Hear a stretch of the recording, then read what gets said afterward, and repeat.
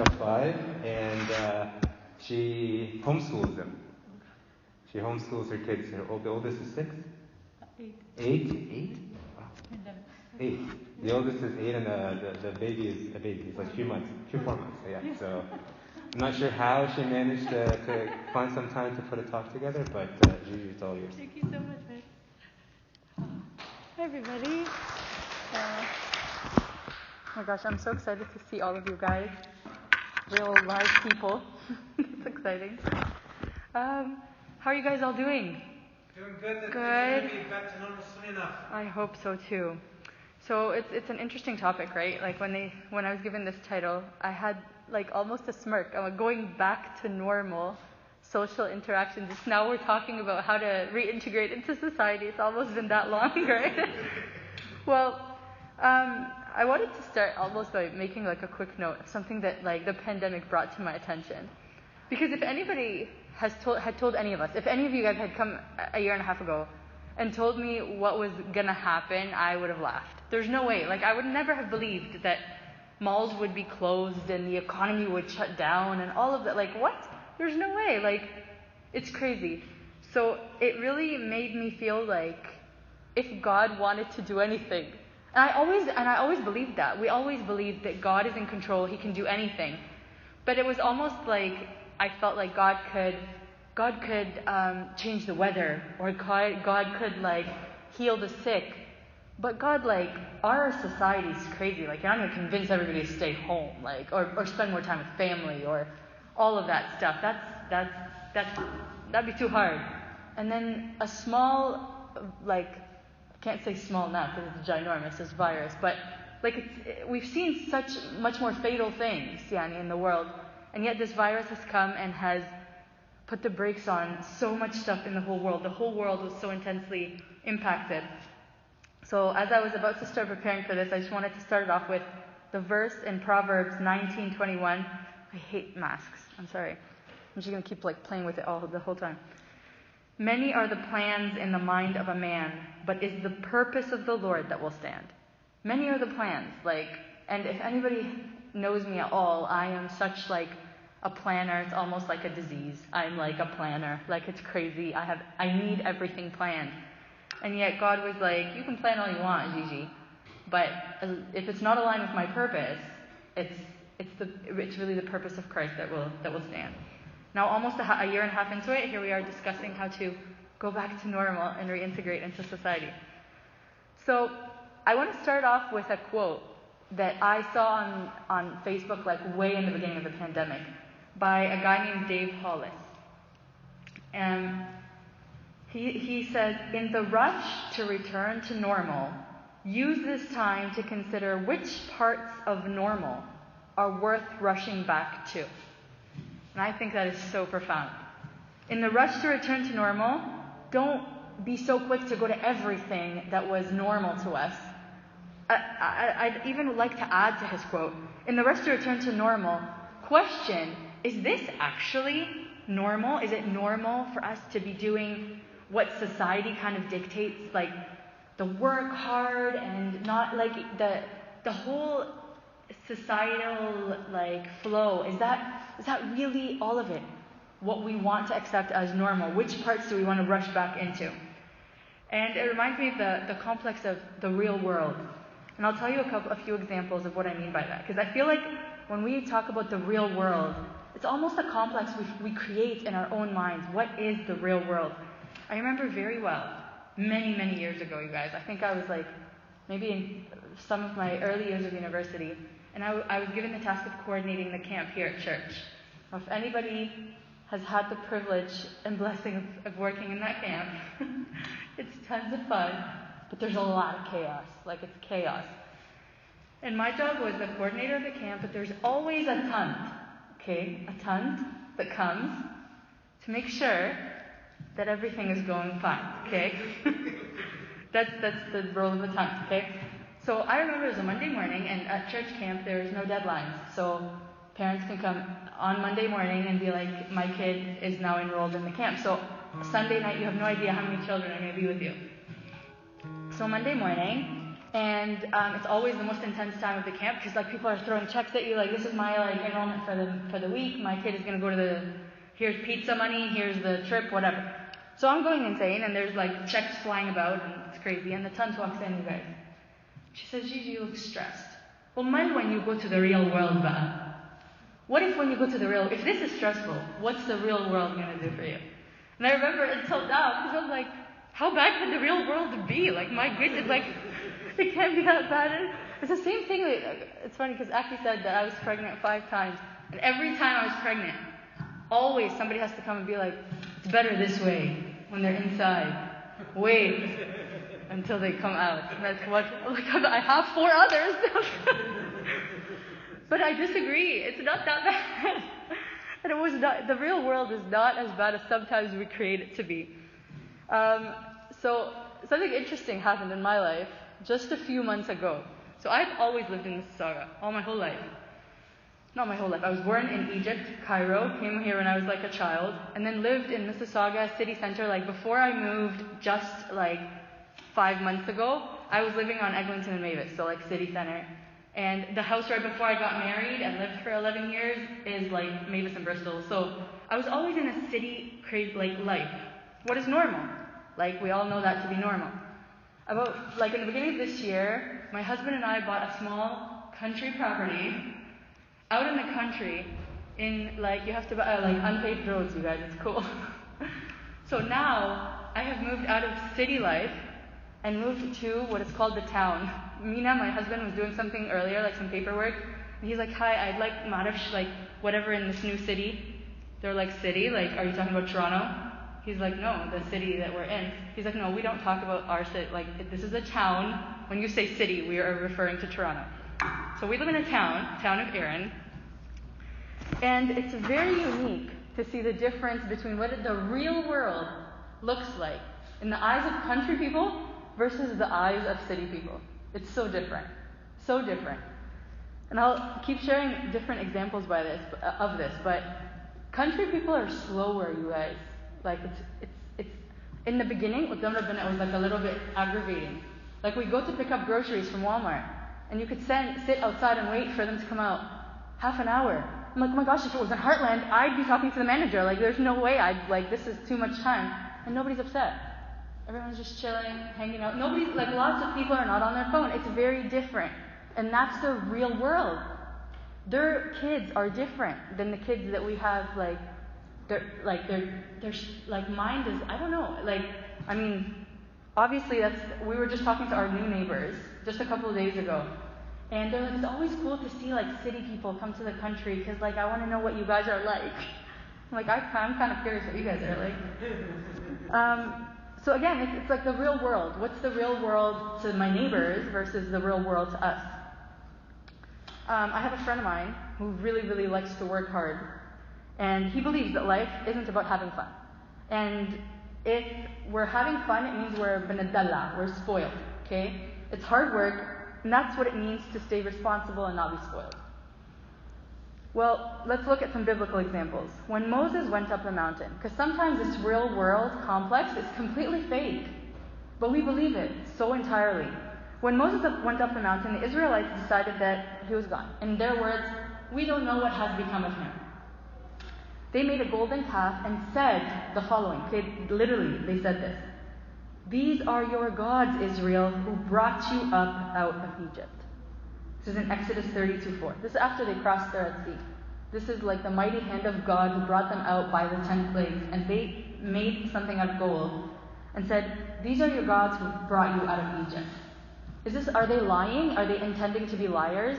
No, sometimes they really are so intensely convinced of something, and this happens to us all the time, where God clearly does something so majestic in our life, and we say, oh, it's because we had connection, or it's because, I don't know, I earned it, or whatever. And I'm not taking away credit from those great other things, but it was God. It was God that brought you out of the land of Egypt.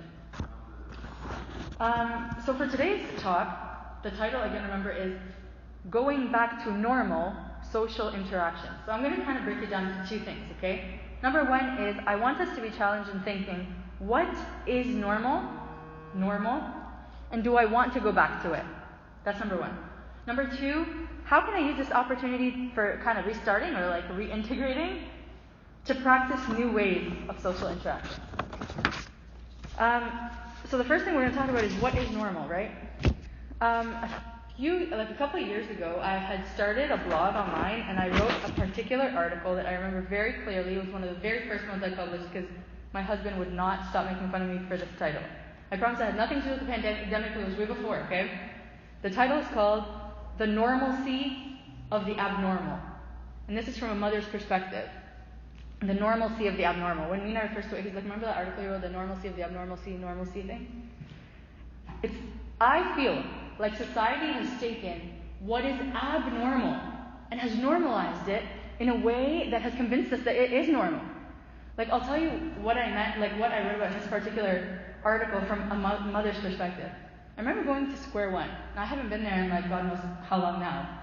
But the last time you went to Square One, did you notice the advertisements and how like ridiculously inappropriate they have become? I don't know if it's just me, but it's crazy. Like, walk by a store and just see like what like the kind of vibe they're giving up. It's like how the models are posed, like how they're advertising their stuff. Some of them have like they're not even selling clothes. Some makeup stores have women that are dressed very inappropriately. And from like my perspective, why are my children seeing this? Why are we walking back and forth in Square One multiple times potentially a week and seeing these very inappropriate advertisements as completely normal? This is not normal, from my opinion. It's not normal. And when we move to the country, you guys, there's no such thing. And if there is, it's fein with fein. Like, it's a long time until you see something like this. It's not as like in your face as here. So I feel like society has normalized it to the point where some of you guys are probably thinking like, come on, like that's kind of extreme. So what? It's not a big deal. But those things, when we see them day in and day out, I feel like almost the devil can use them in like taking away our own relationship with Christ. It distances us because we feel like those things are okay, which they are not. So when we question, what was normal to me? What was normal to me? Maybe it was 60-hour weeks at work and wishing I spent more time with my family. Maybe it was. Or maybe it was eating out several times a week. Like, do I want that to be back to my normal? And I mention that because I listened to a sermon recently by Ibn Dawud Lamai about the sin of gluttony, which I never, like, I'm not calling anybody who does this a glutton because God knows if anyone's a glutton, hello. But, like, he spoke about such, like, discipline that I lack so much. And my normal, what I think is absolutely normal, is in his perspective abnormal. Maybe it's hanging out with friends that encourage me potentially to do things or go places that aren't very glorifying to Christ. Maybe it's a life impacted by, for example, a lot of gossip or normalizing swearing or whatever have you. Maybe that was my normal. I'll share with you a story of I might have shared it before, so I'm sorry if this is a repeat, but it's a story of a businessman who lived in a particular town, and he met like a very simple fisherman who had a simple little boat, and he would go out fishing every day. So this very, very successful businessman said, you know what, I don't usually take vacations, but I'm going to take a day off. I'm going to spend it with this man to learn his way of life and this like simple way of living. So he takes a day off and he goes out with the fisherman, and they wake up early and they're out on the water. And he's just chit-chat, whatever, and then right away the fisherman starts fishing, and he's successful to the fisherman, so he catches a fish. Yay, they celebrate. 2 fish, 3 fish. And then the fisherman's like, well, that's actually sufficient for my family and yourself because you're a guest today. Let's head back. He's like, dude, it's not even like noon. Let's stay out here. You're on a roll. Let's get more fish. He's like, what for, sir? He's like, well, you can sell them. He's like, oh, well, you know what? We're good today. We don't need any extra, we're good. He's like, what do you mean you're good? Get the fish, sell them, and then you can save this money if you're good. He's like, and then what? What do I do with the money after? He's like, well, you can do this again tomorrow. And you go out, and you fish, and you catch more, and you do it again, and you sell them, and you save the money. He's like, but then I'm going to just have all this saved money. He's like, that's right. He's like, and then what? Like, then you can buy a bigger boat, and then hire people, and they can catch you more fish. And then your business will grow and grow.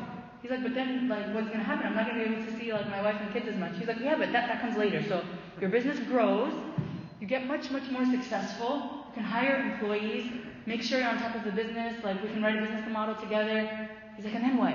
He's like, weeks later, months later, maybe in a few years, it's so big that maybe you can start taking a little bit of days off. You can start relying a little bit more heavily on your employees.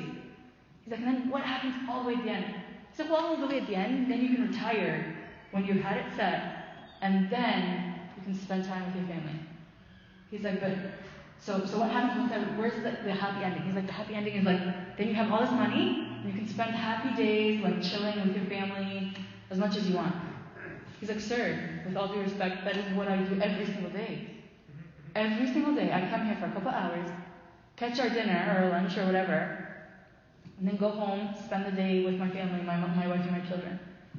And I feel like sometimes I am consumed by the model of the businessman. Like, because you know what, it's really cool to be successful, and if I have one thing that I struggle with a lot, it's I want to succeed, I want to accomplish, and I want people to see, wow, Gigi, you're doing awesome, you're successful, you're accomplished. That's something that I struggle with a lot. And how awesome it would be if I was that fisherman. If I just lived this simply and with contentment. And I feel like really that comes from living a life closer to Christ.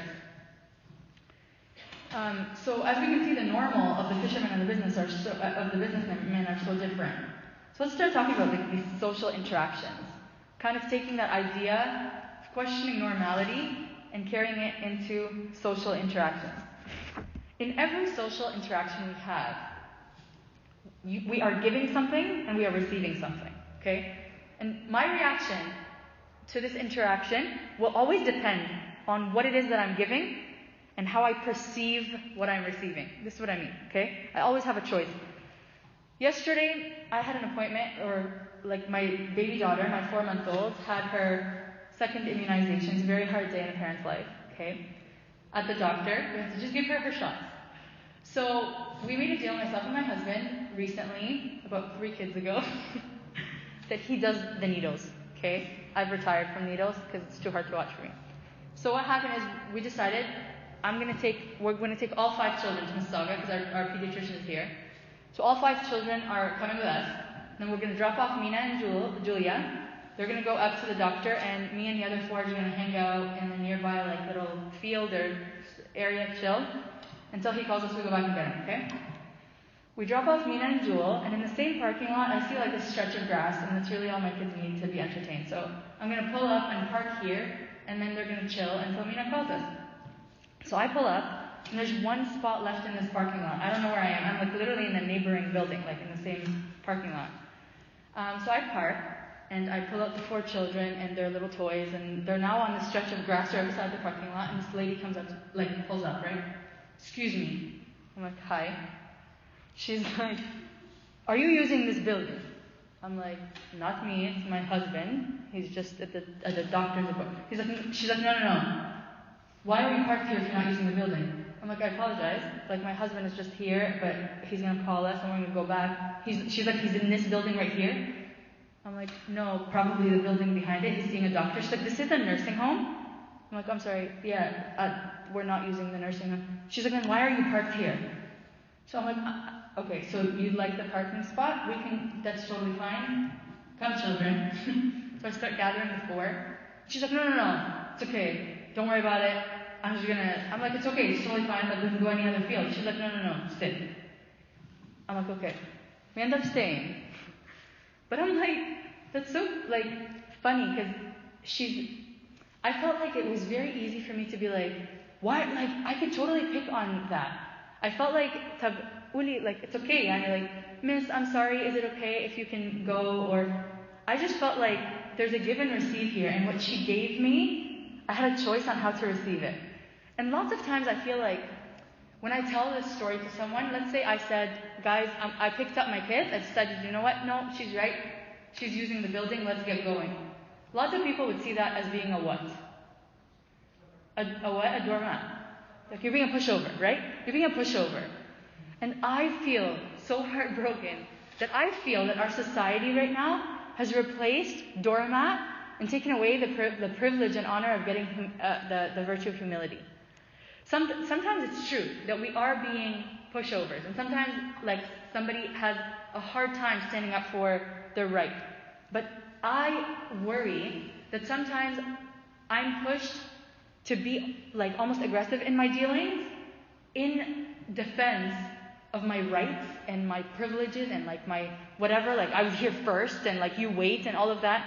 And I've lost the privilege and blessing of humility. What is humility? Yes, there is wisdom to it, but it is giving up stuff. Like in humility, you give up stuff.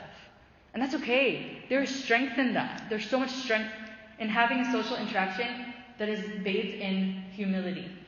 And that doesn't mean that everybody will agree with you, but that doesn't mean you give up humility just because somebody is wrongfully seeing it as being a pushover. Yes, don't be a pushover. Like there is a difference if you're being pushed around all day long and people are taking advantage of that. But if you like with strength say, no, I'll give up my right. No, you can go first even if I was here. Like, do you guys remember a few months ago when there was a fight in the Costco parking lot in Heartland? Like a fight like that. I don't know if somebody like got like injured, like dude, hospitalized. No joke. So in the Heartland parking lot, Costco, we still joke about it, me and Mina, every time we go there. When he drops me off, I'm like, yo, be careful. You could get like some serious fights over here. But like really, come on. It's a parking spot. It's a parking spot. Like that's crazy. So what? If the person who's waiting there first, the person came and took their spot and they drove away. So what? Even, let's add on that, if the person that parked said, that's awesome. I took their spot. That guy's a pushover. Like what? Seriously? So what? So what if you drove away? What did you lose in that? Why is it that it hurts us so badly? I feel like there is a loss in our ability to hang on to the virtue of humility in exchange for not being called that by our society that does not advocate for humility. Mother Teresa has a beautiful, beautiful quote about social interaction. She says, "Let no one ever come to you without leaving better and happier. Be the living expression of God's kindness. Kindness in your face, kindness in your eyes, kindness in your smile." I love that. I feel like all of us know a person or two in our life that has that virtue. That like, kind of like shines God's light as they walk around. People say, I remember interacting with that person. Because they kind of like just radiate God's kindness. How amazing it would be if each of us today walk away with the deliberate decision that we're going to be that person. So how do you process like what you are receiving? Like when someone is kind of rude, how do you process that and say, okay, like if someone's hurt, yo, dude, are you okay? Like what can I do for you? Everything cool? Okay, bye. And that's it. But what did the Good Samaritan do? There was so much follow-up to him. He like took the man, like hooked him up, like he's better. Took him on his horse donkey, like took him all the way to the end, and didn't stop there. He said, if there's any other need, I'm going to come and I'm going to pay more. It's like this, like signed on like a, what are they called? Like a check, right? Where's the term? Ala bayad in Arabic. That's all I remember. Yeah, so he's just like, I'm going to just keep paying for whatever this man needs. And I feel like that is something I lack in service for sure.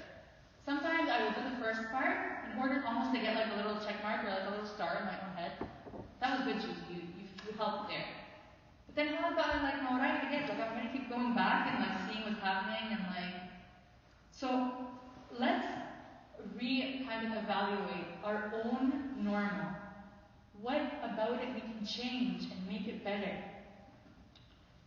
And I think living a life of service will need two things from us. I'm going to leave us with this, and I want you guys, as I'm saying this, we all find something that we're going to tweak in our life and add two things, okay? Intentionality. So this is not going to come randomly. It's not like, okay, we're all going to leave here, and it's just going to come randomly to us. We have to actually be intentional. Maybe today we sit down with ourselves and say, Lord, I do want to live a life of service. I do want to reevaluate my normal.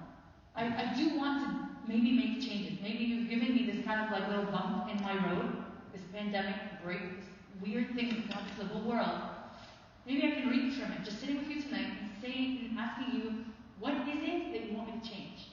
Maybe something really small, maybe something really big. But be intentional, make a plan, and prepare to work hard. Because that's what the devil will really, really come after. Working hard. This is so hard. I saw a quote once, you guys probably all saw it on Facebook. It's like being overweight is hard, but working out is hard. Choose your hard. Waking up, Maharash, doing this is hard, but doing this is hard. Choose your hard. Same thing for this in this instance. We have to choose our hard. Being far away from God is hard. Waking up early to pray is hard. Choose your hard.